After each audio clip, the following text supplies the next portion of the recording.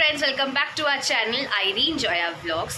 तो रोज व्लगे देखें आमी व्लग मेन कथा बोली আমি যা বক বক করার করে যাই, বাট আজকে ব্লগটা একটু ডিফারেন্ট হতে চলেছে। আজকে মেন কথা যা বলার বলবে আজকে মা।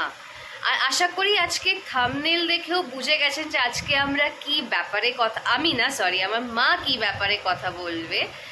হ্যাঁ বলে দিচ্ছি, সেটা হচ্ছে সলমান খানকে নিয়ে কিছু এমন এমন ইনফরমেশন আপনাদের সাথে শেয়ার করবে। আর এই বিষ্ণুই গ্যাংয়ের ব্যাপারে এমন এমন ইনফরমেশন শেয়ার করবে যেটা এখনও অবধি কোনো মিডিয়া চ্যানেল আপনাদেরকে দেখায়নি। আজকে সেটা নিয়েই মা কথা বলবে। তো চলুন আর বেশি কথা না বলে ব্লগটা আজকে স্টার্ট করা যাক। হ্যাঁ মা, এবার বলো কি বলার আছে তোমার।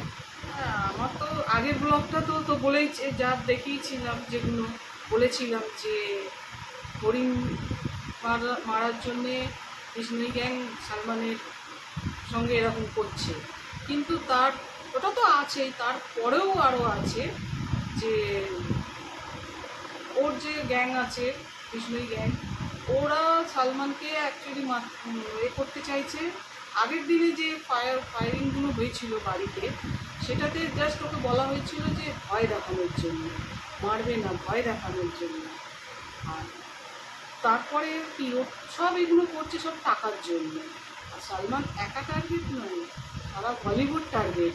সালমান একা টার্গেট নয়, সব বলিউডের সমস্ত বলিউড টার্গেট আছে ওরা টাকার জন্য। আর ওদের একটা বিরাট একটা গ্যাং, মানে বিষ্ণুই গ্যাং পুরো চতুর্দিকে ছড়িয়ে গেছে ইন্ডিয়াতে।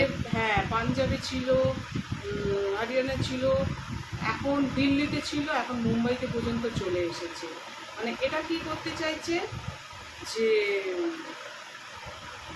এটা একটা নতুন মানে দ্বিতীয় হতে চাইছে দাউদ ইব্রাহিম, লরেন্স বিষ্ণুই, মানে বিষ্ণুই যে বিষ্ণুই গ্যাং একটা ওদের ডি কোম্পানি যে আছে ওইটা মানে দ্বিতীয় ওটা করতে চাইছে। সালমান খানকে যখন ওরা করতে এলো, মারতে এলো ছেলেগুলো, ওরা বিহারের দুজন বিহারের ছেলে। ওরা বিহারে যে এটা জেলাটার নাম কি চম্পারণ, না, ওখানকার দুই ছেলে। ওরা 23-24 বছর দুজন বয়স। ওরা জানতো না, ওরা বলেছে ওদেরকে যখন পুলিশ অ্যারেস্ট করেছে, যখন ওদেরকে ধরেছে, ওরা তখন জিজ্ঞেস করেছে, তখন বলেছে আমাদের গুরুর ওপর মহল থেকে, আমরা জানি না, আমাদের ওপর মহল থেকে মারার জন্য এসেছিল, বলেছিল ভয় দেখাবে, ফায়ার করবে বাড়িতে। তো ওর যে দাদা, যে দুজন ধরা পড়েছে, তার মধ্যে থেকে একজনের দাদার সঙ্গে ওদের যোগাযোগ ছিল। এবার যখন ফায়ার করে যখন ওরা চলে যাচ্ছে, ভোর 4:30-5টা নাগাদ হবে করেছে, ফায়ার করে যখন চলে যাচ্ছে ওরা, তখন বাইকটা কী করেছে, অর্ধেক রাস্তায় গিয়ে ওরা বাইকটাকে করে দিয়ে ফোনে সুইচ অফ করে দিয়েছে। ফোনে সুইচ অফ করে দিয়ে ওরা চার্জ আছে, চার্জের ওখানে ওরা ফোনে সুইচ অফ করে দিয়েছে। সুইচ অফ করে দিয়ে চলে গেছে ওরা। ওদের যে বাইকে করে এসেছিল, সেই বাইকটা ওদের সেকেন্ড হ্যান্ড কেনা। ওরা সালমানকে আগে থেকে, অনেক দিন আগে থেকে ওরা টার্গেট করছে। যখন ওই শুটিংটা, ওই সিনেমার শুটিং হয়েছিল, কী বলে, নো এন্ট্রির সময় ওকে মারার জন্যে গেছিলো ওখানে, কিন্তু সেই সময় ওদের কাছে কোনো হাতিয়ার ছিল না বলে ওরা মারতে পারেনি। এবং প্রথম দিকে, শুরুর দিকে বিগ বসেরও সেটের কাছে ওরা অনেক করেছিল মারার জন্য, ওখানটাও পারেনি ওরা মারতে। এবার ওর যে ফার্ম হাউস আছে পনভেলে, ওখানে ওরা অনেক দিন ফ্ল্যাট ভাড়া করে ছিল,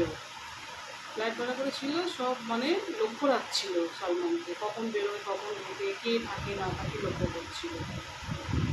এবার ওখান থেকে ওদের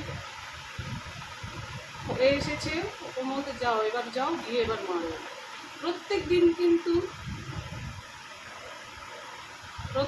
কিন্তু ওদের বাড়ির সামনে, সালমানের বাড়ির সামনে পুলিশ ভ্যান থাকে, সিকিউরিটি, কিন্তু সেই দিনকেই ছিল না। আর ওই সুযোগটা ওরা সেই দিনকে নিয়েছে। যখন এবার ক্রাইম ব্রাঞ্চ থেকে মুম্বাই পুলিশকে যখন করেছে যে ওদেরকে মানে সরকার থেকে এদেরকে বলেছে যে এদেরকে ধরতেই হবে, ধরো সেরকম করে হোক ধরো এদেরকে। এবার পুলিশ কি করবে, হাতে কিছু নেই, না চেনে না জানে না ছবি, কিচ্ছু নেই। মানে আমরা কিন্তু অনেক সময় পুলিশকে খারাপ বলি, গালাগাল করি, এ করি, কিন্তু পুলিশও পুলিশের কাজ করে দেখায়, আর পারলে ওরা অনেক কিছু করতে পারে, আর সেটাই ওরা করে দেখিয়েছে। কিছু নেই তা সত্ত্বেও ওরা কি করেছে যে সালমানের বাড়ির সামনে থেকে ওরা প্রথমে এ করেছে যে কি করব আমরা, কিছু নেই আমাদের হাতে, কিন্তু কিছু তো করতেই হবে। সালমানের বাড়ির সামনে যখন ওরা ফায়ার করে, যখন চার্চের সামনে গিয়ে যখন ওরা সুইচ অফ করে দিল ফোনের, তখন ওই জায়গাটায় কার ফোন অন ছিল, ওইটা ওই এরিয়াতে কার ফোন অন ছিল ওই সময়, ওইটা পুলিশ আগে প্রথমে লিস্টটা বার করেছে। লিস্টটা দেখেছে এরকম, কিন্তু দেখেছে এইরকম দুজনের ফোন অন আছে, কিন্তু তাও ওখানে কিছু লিড পাইনি। কিছু পাচ্ছে না। এবারে কি করবে, বাকি জায়গায় কি করলো, আন্দাজে ওরা যে এই ফোন নাম্বারটা দেখে আমরা যাই গিয়ে আমরা করছি, এই ফোন নাম্বারে এরকম কে আছে। তখন ওরা বিহারের নাম জানতে পারলো, পুলিশ কল হিস্ট্রি থেকে জানতে পারে, পুলিশের বিহারের এটা জানতে পারলো। আচ্ছা, ওই নাম্বার থেকে জানতে পারে যে ওটা বিহারের নাম্বার বলে। নাম্বার থেকে জানতে পারলো। আচ্ছা, তখন ওরা বলল যে একটাই উপায় আছে, বুদ্ধিমানের কাজ করেছে পুলিশ, যে আগে এদের বাড়ির লোককে বলো, বাড়ির লোককে যদি আমরা অ্যারেস্ট করতে পারি তাহলেই এরা ধরা পড়বে। বাড়ির খুঁজে কিছু নেই পুলিশের কাছে, কিন্তু খুঁজে ওরা ঠিক গিয়ে পৌঁছে যখন ওরা জিজ্ঞেস করছে, ধরেছে, ও দাদার ফোন নাম্বারটা পেয়েছে কল লক থেকে। ওই সময় দাদার সঙ্গে একমাত্র ওরা যোগাযোগ রাখছিল, যে এই নামে এই ফোন নাম্বারে কে এটা যোগাযোগ রাখছিল ক্রাইম করার সময়। দেখা গেল ওরই মধ্যে একজনের দাদা, তাকে করলো, অ্যারেস্ট করলো। এবার ওর বাবা বললো, আমার ছেলে তো, বাবা মা বলছে আমার ছেলে কাজের জন্য, আমরা জানিও না, আমাদেরকে বলেছে আমরা কাজের জন্য গেছি, আর এই চক্রের সঙ্গে ও জড়িয়ে পড়েছে, আমরা জানতামও না, আমরা করতাম না, কিন্তু ওর দাদা সব জানতো, দাদাকে অ্যারেস্ট করেছে। এবার ওখান থেকে জানলো, বলে ছেলে কোথায় আছে না আছে আমরা তো কিছুই জানি না, এবার ছবি নেই, কি করবে। পুলিশ বললো চলো এবার এতে চলো, পানভেল চলো, ওখানে গিয়ে দেখা যায়, ওখানে গিয়ে যদি আমরা কিছু পাই। ওখানে ছবি নিয়ে গেল। ছবিটা কোথা থেকে পেলো? ছবিটা পেলো যে ফোনের যে আছে ফটোজ গ্যালারি, ওইখান থেকে কোনো রকম একটা আচ্ছাভাবে ছবি। কার ফোন থেকে? দাদার ফোন থেকে পেয়েছে? ও দাদার ফোন থেকে। আচ্ছা, কোনো রকম একটা ছবি বার করেছে, সেটাতে অতটা মানে ক্লিয়ার না, বোঝা যাচ্ছে না। এবার পুলিশ বললো যে আমাদেরকে ওখানে যেতে হবে, পানভেলে গিয়ে সবাইকে ছবি দেখিয়েছে, মানে তন্ন করে খুঁজেছে, ছবি দেখিয়েছে, যেকে চেনেন সবাই বলেছেন না। ফেরত আসার সময় লাস্ট মোমেন্টে একটা দোকানে গিয়ে দেখিয়েছে যে একে আপনি চেনেন, এদেরকে দেখেছেন আপনি, এদের মধ্যে দুজনের মধ্যে কারোকে? দোকানদার বললো হ্যাঁ স্যার আমি দেখেছি, এরা আসতো আমার দোকানে, দুপুরে এখানে বাড়ি ভাড়া নিয়ে এরা ছিল বেশ কিছুদিন ধরে, ঘোরাঘুরি করতো, আবার ঘুরে যেত। বলছে কিরকম দেখছে, বলছে নাকটা লম্বা, একটা ছেলের নাম, একজনের নাকটা খুব লম্বা, আর এইখানে ছোট্ট যে দাড়িটা থাকে, ওটা কি নাম বলে আমি জানি না, এই জায়গাটা একটুখানি দাঁড়িয়ে আছে, আর নাকটা খুব লম্বা। তখন ওরা ফটো দেখে দেখাচ্ছে, দেখুন তো এটার সঙ্গে মেলাম তো, এইটা কি না? বলছে হ্যাঁ স্যার এইটাই, দেখেই বলে দিল হ্যাঁ স্যার এই। তখন ওরা ধীরে ধীরে মানে বললো ঠিক আছে। এবার ওরা একটা জায়গায় গেল, এবারে তাহলে আমরা আবার কি করে তাকে বার করবো, লাস্ট যে ও দাদার ফোনের এর থেকে যে ফোন এসেছিল, ওইটাকে ওরা ট্র্যাক করলো যে লাস্ট কোথায় ফোনটা সুইচ অফ হয়েছে। দেখা গেল গুজরাটের একটা জায়গা থেকে ফোনটা লাস্ট অফ হয়েছে। এবার বললো গুজরাটে, তাহলে মুম্বাই পুলিশকে বললো তোমরা গুজরাট যাও, গুজরাটে আমরা গিয়ে কোথায় খুঁজবো। এবারে এমন একটা জায়গায় গিয়ে দেখছে সেই জায়গাটা মানে জঙ্গল ফাঁকা, কিচ্ছু নেই। ওখানে একটা নামকরা, গুজরাটের একটা খুব নামকরা মন্দির আছে, ওখানে মন্দির আছে, এই মুহূর্তে আমি নামটা বলতে পারছি না, কিন্তু খুব নামকরা মন্দির আছে, কিন্তু জঙ্গল, কোনো মানুষজন ওখানে থাকে, জঙ্গল এরিয়ার মধ্যে দিয়ে মন্দিরটা যেতে হবে। এবার যে রাস্তা দিয়ে যাবে সেটা তিনটে রাস্তা ভাগ হয়ে গেছে, এদিকে একটা, এদিকে একটা, এদিকে একটা, মাঝখানটায়। ওরা কোন রাস্তায় যাবে, কোন রাস্তায় গিয়ে ঘুরবে, হুম কোন রাস্তায় গিয়ে দেখবে, তিনটের মধ্যে কোনটাতে ঢুকলে ওই জায়গায় গিয়ে পৌঁছতে পারবে। হুম পুলিশকে ভাগ করে করে পাঠিয়ে দিল যে তোমরা এই তিনটে রাস্তাতেই যাও, আচ্ছা তিন দিকে ছড়িয়ে যাও, হুম যে যেটাতে পাবে। মানে চলেই যাচ্ছে, যাচ্ছে যাচ্ছে ওরা যাচ্ছে, তখন হুম গিয়ে পাচ্ছেই না, পাচ্ছেই না। এবারে যখন কিছুটা লোকালয় টাইপের এসেছে, হ্যাঁ ওখানে কিছু মানুষজন দেখতে পাচ্ছে, কিছু মানুষজনকে জিজ্ঞেস করেছে যে এরকম মন্দির কোথায় আছে। তো ওরা বলেছে এই তো এখানে আছে, এই সামনে আছে, যান। তখন মন্দিরের কাছাকাছি আপনাকে পৌঁছে গেছে এরা, হুম মন্দিরটা দেখেছে। তখন পুলিশরা ভাবলো যে আমরা যদি ইউনিফর্ম পরে যাই হুম তাহলে তো ওরা দেখে পালিয়ে যাবে, হুম পালাবে। হুম আমাদেরকে এরকমই করতে হবে যে ওরা যাতে বুঝতে না পারে আমরা পুলিশ ধরতে এসেছি। হুম ওরা কি করলো, ওই সাধু মানে সেই যে সাধুর uniform বেশে change গেছে, করে দিল, ইউনিফর্ম চেঞ্জ করে মন্দিরে ভক্ত হিসেবে গেছে। সাধু সেজে গেছে। হ্যাঁ, সাধু মানে ওই আর কি। হ্যাঁ ঠিক আছে। হ্যাঁ। তো ওখানে গিয়ে দেখছে দুজনে আরাম করছে, শুয়ে আছে মন্দিরের মধ্যে, মন্দিরের হুম। ভেতরে আচ্ছা শুয়ে আছে। এবার এরা তো প্রণাম করছে, ঠাকুরকে প্রণাম করছে, এ করছে, আর ওদের মুখটা শুধু দেখছে একবার করে, মেলাচ্ছে যে এরাই কিনা, দেখছে এরা কিনা, ফটো বার করে দেখছে, আর ওদেরকে দেখছে, ফটোটা মেলাচ্ছে, দেখছে যে হ্যাঁ এরাই। আর ওরা তখন বুঝতে পারেনি ওরা একদম, ওরা জানে যে ভক্ত কোনো সাধু এসেছে হ্যাঁ, মন্দিরে। মন্দিরে প্রণাম টনাম করবে, করবে। তখনই ওদেরকে ধরে নিয়েছে, চল ওরা দেখছে শুয়ে আছো, চলো বলে তখন ওদেরকে ধরে ও নিয়ে আসে। যখন ওদেরকে ধরে নিয়ে এসেছে, নিয়ে এসে ও জেরা করেতে ওরা শুধু ওরা যে হরিণ মেরেছে সালমান, সেই সব ওদের এই গ্যাংটা আরও অনেক কাজের সঙ্গে যুক্ত, নারী পাচার সঙ্গে যুক্ত। এরা ছোটো ছোটো কম বয়সী মেয়েদেরকে নিয়ে গিয়ে একটু মানে অপহরণ করে নিয়ে গিয়ে এরা বেঁচে বেঁচে দেয়। এরা এদের অনেক কিছুর সঙ্গে, আর ছোটো ছোটো কম বয়সী সব ছেলেদেরকে, হ্যাঁ, এদেরকে নিয়ে পয়সার লোভ দেখিয়ে, টাকার লোভ দেখিয়ে এদেরকে ব্রেইন ওয়াশ করিয়ে দেয়, দিয়ে আর এদেরকে এরাও পয়সার লোভে, কম বয়সী সব পয়সার লোভে সব এই কাজে ঢুকে যাচ্ছে চতুর্দিকে। মানে এরা সব জায়গাতে ছড়িয়ে দিয়েছে, প্রত্যেকটা জায়গায় ছড়িয়ে দিয়েছে, এমনকি মুম্বাইতেও পর্যন্ত এদের গ্যাং পুরো ছড়িয়ে গেছে। আর বলেই দিচ্ছে যে তোমাদের যা টাকা পয়সা যা লাগে সব দেবো। এবার যখন যারা দুজন সালমানকে ফায়ার করেছে সালমানের বাড়ির সামনে, তাদের 4 লাখ টাকায় হয়েছিল, সেটিং হয়েছিল, 4 লাখ টাকা, 1 লাখ টাকা দিয়েছিল, অ্যাডভান্স পেমেন্ট করেছিল, 1 লাখ টাকা অ্যাডভান্স করেছিল, বলেছিল কাজ হয়ে গেলে বাকি 3 লাখ টাকা দেবে। তো দিতে পারেনি তারা, তো এখন জেলের হাওয়া খাচ্ছে। মানে এরা যে কি বেড়াচ্ছে, আর ও তো ওর দাদাটা তো আনমোল বিষ্ণই তো কানাডাতে লুকিয়ে আছে। এবারে এখানে ওই কি আছে, ঋত্বিক বক্সার আছে, ওকে ধরেছে, ও এদের ওকে ও এদের গ্যাং। আচ্ছা, ওই ওই ঋত্বিক বক্সার, হ্যাঁ, এখানে বসে ও ওই গ্যাংটা চালাচ্ছে, ওকে দিয়ে এখানে চালানো হচ্ছে।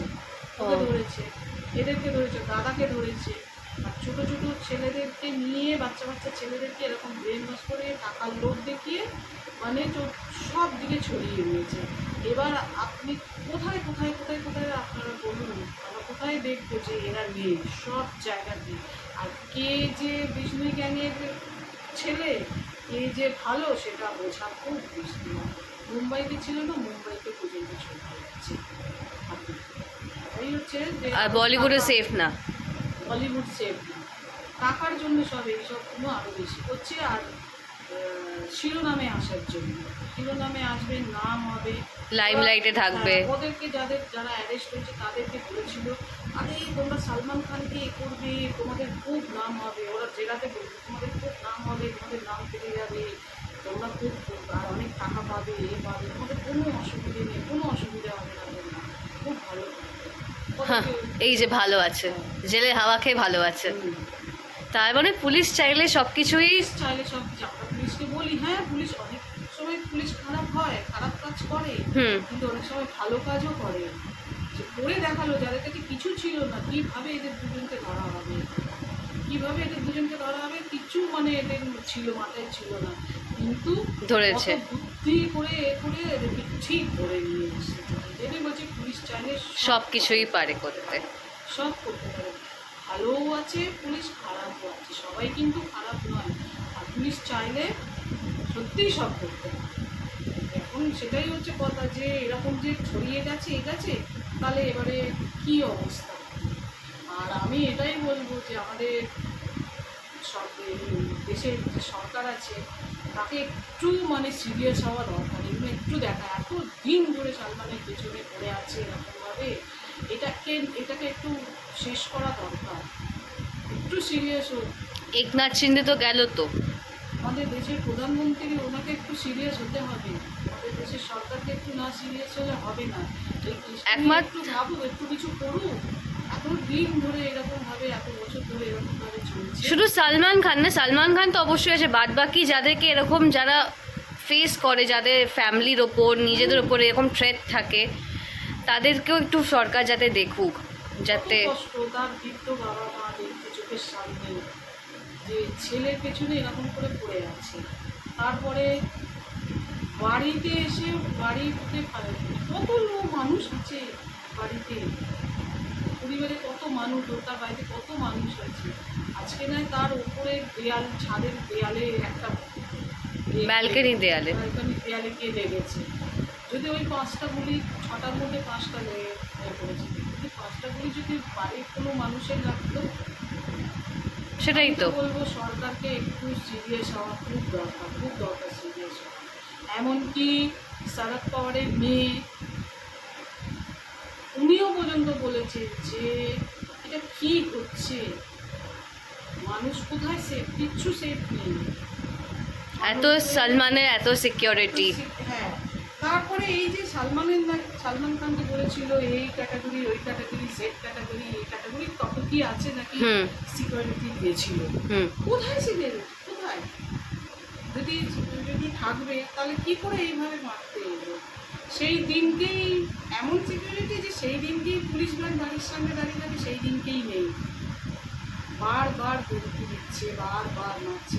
কি করে তাহলে হচ্ছে? একটু যদি এইদিকে তাজ বেঙ্গল যে হোটেলে, তাজ বেঙ্গল না, শুধু তাজ, তাজ বেঙ্গল নয়, তাজ হোটেল যখন হলো তখন যে একটা হলো, তারপরে বলেছিল কি না এবার আমরা সিকিউরিটি খুব টাইট সিকিউরিটি দিয়েছি, আর কোনো কিছু হবে না। তারপরেও মুম্বাইতে কিন্তু হয়েছে, তারপরেও ব্লাস্ট হয়েছে, তারপরেও অনেক কিছু হয়েছে। তাই বলবো প্রধানমন্ত্রী, আমাদের দেশের প্রধানমন্ত্রীকে বলবো একটু সিরিয়াস হন, একটু এগুলো দেখুন। আজকের মতো ব্লগটা তাহলে আমরা এখানেই এন্ড করছি। তো মা আপনার সাথে শেয়ার করলো যে অ্যাকচুয়াল ইনসিডেন্টটা কী, কেন ওরা পেছনে পড়ে আছে, কি করে পুলিশ ওই দুজন ক্রিমিনালকে ধরলো, আর বিষ্ণুই গ্যাং কী সঙ্গে কী চক্রের সাথে জড়িত আছে সেটাও বললো। তো আই হোপ একটু হলেও ইনফরমেটিভ ছিল, জানতে পারলেন যে কি হচ্ছে না হচ্ছে এই সালমান খানের কেসটা নিয়ে। আর তার সাথে বলিউডকেও টার্গেট করে রেখেছে এরা। তো যদি ভালো লেগে থাকে তো প্লিজ একটা বলো, লাইক, শেয়ার, কমেন্ট আর সাবস্ক্রাইব করবেন। সাবস্ক্রাইব করতে ভুলবেন না আইরিন জয়া ব্লগস। জানি ব্লগটা একটু বড় হয়ে গেছে, কিন্তু হ্যাঁ না, এটা না বড় করে মানে না বললে হতো না, মানে হাফ ইনফরমেশন দিয়ে তো লাভ নেই, ফুল ইনফরমেশন দিতে হবে। হ্যাঁ, তো তাই জন্য আজকে ব্লগটা একটু বড় হয়েছে, একটু দেখে নেবেন, ঠিক আছে? আর আশা করি আপনাদের ভালো লাগবে। আর যারা সালমান ফ্যান তো তারা তো অবশ্যই দেখবেন, এই ভিডিও একদম স্কিপ করবেন না, ঠিক আছে? তো আবার দেখা হবে নতুন ব্লগ নিয়ে। Till then by.